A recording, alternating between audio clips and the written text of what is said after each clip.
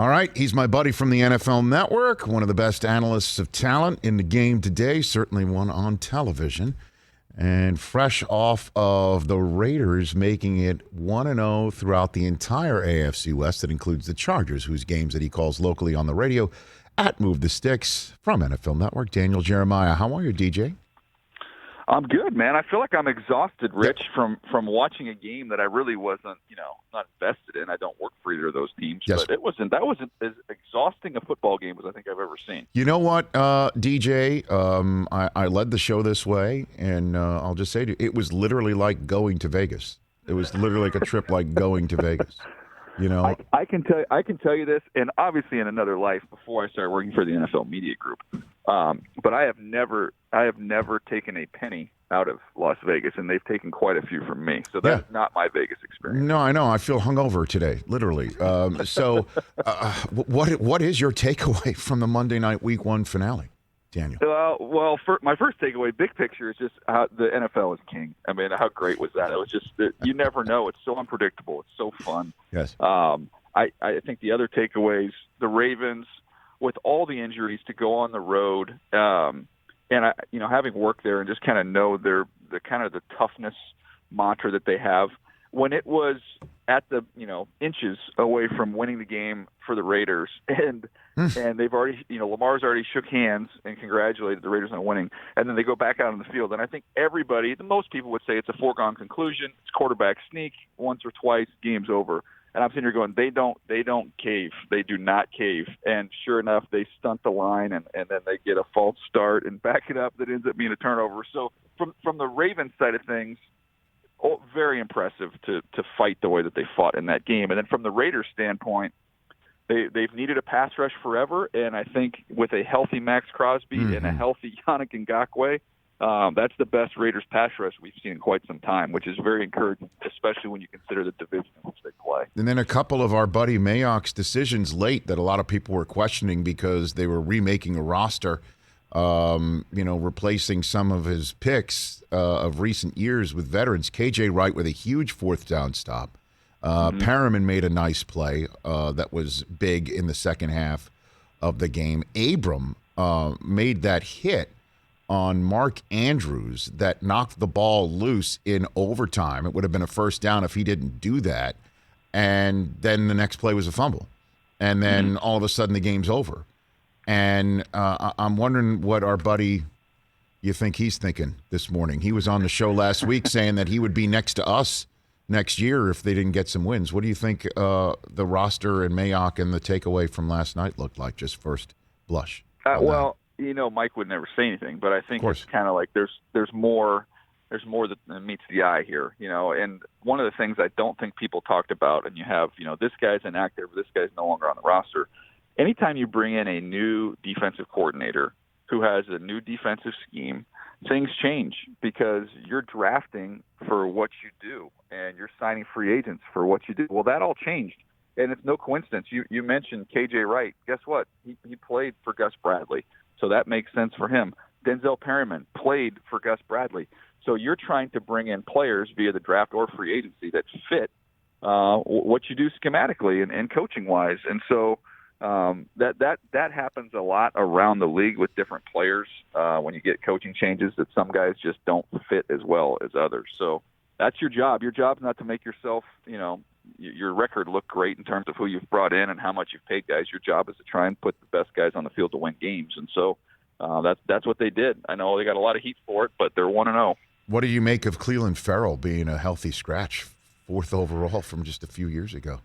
Yeah, well, they've revamped that defensive front, so they've brought in a lot of new bodies. And again, I think with Gus Bradley, it is a real up-the-field scheme that he wants to run. And I think, Ferrell is not – he's turned into a really good run defender, which, look, in hindsight, should he have been a top 5 pick? No, we were on the set together. I didn't think so at the time. I thought it was a little bit early. But nonetheless, I think he's still a quality NFL player, particularly against the run. He has value. But, look, they don't feel like he's worthy of being active on game day. They've got better guys, and they were pretty competitive and played well on defense. So, it's unique, Rich. anybody, if you're a general manager, you don't want your top 5 pick to be inactive on game day. I'm not saying that's not the case, but the results are what matter. They got the win. Daniel Jeremiah here on the Rich Eisen Show. Now the AFC West. I mean, the Chiefs pulled one out. The Broncos put the bang thing on the Giants, and then you were physically there in FedEx Field calling the Chargers game locally here on the radio. What did you see from the Chargers and Brandon Staley that's different? What do you see that's something that's different as they came out with the win? Yeah, well, first of all, Rich, I'm going to get to that in just a second, but I do want to let you know, yes, I pulled over in a strip mall to make sure that we could do this interview without having to go through Bluetooth, and I pulled in front of a Felipe's Pizza. Yes. Which I'm assuming is probably lunch is when that opens. Okay. And so the guy just came in here, probably the owner, and just stared at me for a good long while. Like, why does this guy want pizza for breakfast? Like, we're not open, buddy. Like, come on. You should look at him and say, Felipe, I watched the Raiders and Ravens last night. I'm hungry. Okay? It's like I went to Vegas last night. This is what you do the next morning. Like, that's what you should say. What is this whack job doing sitting? I'm the only one in the parking lot. Like, bud, you're going to have to wait. No, to me, with the Chargers, nice. I go back and you think about Justin Herbert in college, right, Rich? They had a pretty good offensive line. They had no receivers. He puts himself into a top 10 pick. Goes to the Chargers, got some receivers. Offensive line's terrible. He's the Rookie of the Year. Now we're getting a chance to see Justin Herbert with all of his talent. Now he's got those receivers back again with Keenan Allen, who nobody can cover on third down. Nobody. And now with Rashawn Slater and Filer and Ibushi, who played pretty well, they've got a Corey Linsley, who's arguably the best center in the NFL. They have not a good offensive line, but the makings of a great offensive line. And he was outstanding. Then you flip over to the other side and you go, okay, man, Joey Bosa, I don't know what the PFF numbers, you can look them up, but his win rate was off the charts. Everybody, Cosme, the rookie tackle, had no chance against him. So you've got Joey Bosa healthy, you've got Derwin James out there healthy, and you're sitting up there in the booth calling the game, and you're like, this has got a chance to be a really, really good football team. And I go back to what we saw last night with the Raiders and the Chiefs coming back to beat the Browns, the Broncos going on the road.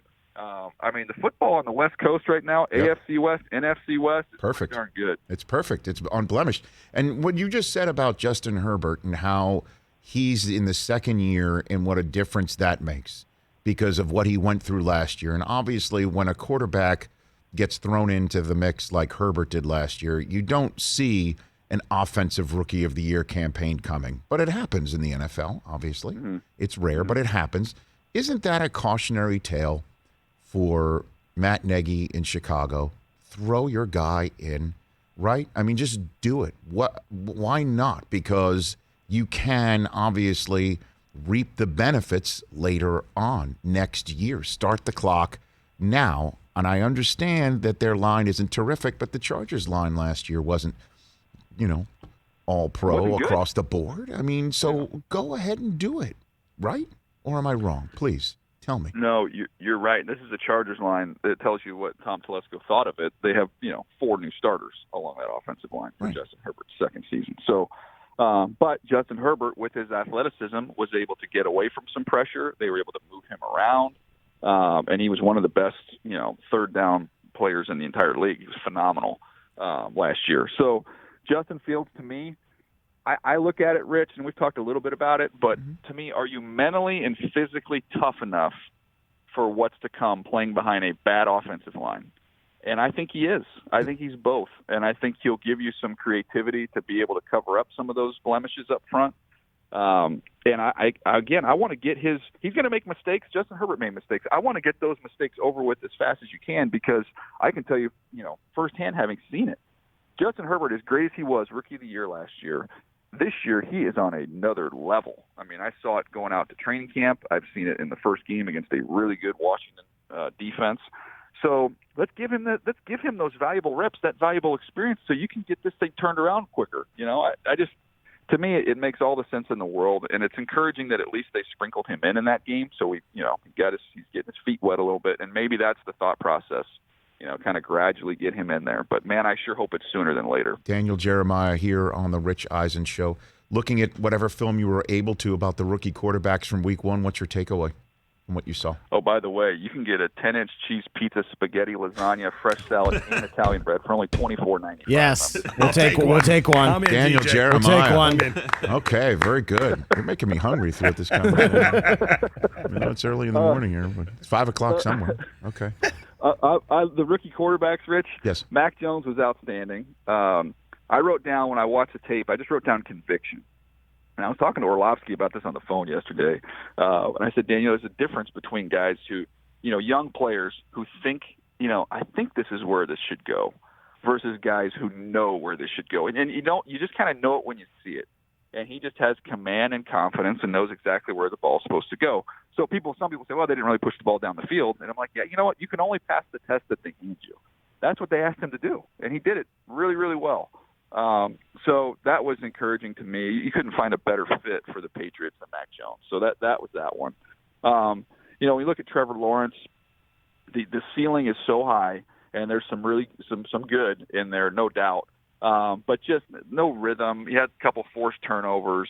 This is new for him with the adversity that he's facing. So I think from a bigger picture standpoint, it's kind of bizarre to me that you had the worst team in the NFL last year. You had all those extra picks, and Trevor Lawrence is the only rookie starter for the Jags. So obviously Etienne got hurt, but that was kind of surprising to me. But he's going to be fine. He'll be fine. But it's going to be a long year for the Jags. The Jets, Rich, I'm sure you watched it. Yeah. The first half was everybody said, well, it was a tale of two halves with the way Zach played. I'm like, really? It wasn't even on him in the first half. They were so bad up front, and it was physical beats, getting beat one-on-one. Fant got beat one-on-one. McGovern got beat one-on-one. But then miscommunication with the backs and the tight ends. It just looked like a group that hadn't really played together very much. And then in the second half, he still got hit, but they were a little bit better up front. And then you saw him escape and create and make some things happen. Look, there's a lot of things to be worried about with this Jets team this year, due to the roster and injuries and different things. The quarterback is not one of them. I thought he was tough. He made some big time throws. I left that game thinking this kid's going to be really good. But, they've still got a lot of work to do around him. And man, the injury bug, Rich, I don't know what you guys have done, but it has been bad luck city. Yeah, I know. And Becton went out, and it looked like it was season ending, but it looks right now as if it is not. What did you make of Lance? And how about that the 49ers' first touchdown of the season is his, because he's brought in inside the 10. But Jimmy G, 300 yards passing on his own. What did you make of that usage by Shanahan in Week 1 against Detroit? I think you're going to see more of it. I think we've kind of predicted this when we've talked in the past about just even if Trey Lance plays 3 plays, 20 plays, whatever, think about the week of the opposing team and the effort you have to put into defending all that you have to defend. It just is going to be a nightmare preparing for that team and what he brings to the table. And it's not like, we've seen it. Mariota came into the game and had that long run last night. You kind of assume when if Mariota comes in the game, he's going to be running the football. With Trey Lance, I think that the way Shanahan's going to set it up is he's going to come into games, and you're not going to know if it's going to be quarterback power or they're going to boot him and let him chuck it down the field. I mean, they really have everything at their disposal in terms of what they can run. And so I think it's going to be, one of the more difficult teams to defend. And I'll add this, you watch Trey Lance, Jimmy Garoppolo was outstanding. He's played well for them when he's been healthy, and I think that was as good as I've seen Jimmy Garoppolo play. And if you bring in some competition like that, eventually it's going to be Trey Lance's job. But I give Jimmy Garoppolo credit; he didn't sulk. He took his game, it looks like, to a new level. It was just a fun opening week, man. The whole thing, soup to nuts, from last night's finale to obviously from Brady and the Cowboys coming down to the last snap, and then the first week ends with the last snap, and then everything else in between. Before I let you go, Daniel Jeremiah, give me a Week 1 outcome that is indicative of the larger picture on a positive side first, and then I'll give you a shot to tell me one that don't worry about the negative response. So I'll front load the second question first to give you an opportunity to come up with the one result that you think, okay, this is indicative of somebody's 2021 season?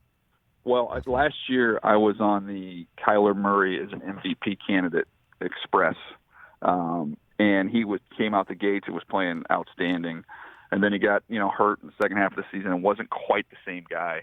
Now you're seeing, with the additions of Rondale Moore to go along with Christian Kirk, now you've got two similar guys, run after catch guys that really fit that scheme, and then obviously you've got D-Hop who can do everything, and then whatever you get from A.J. Green is gravy.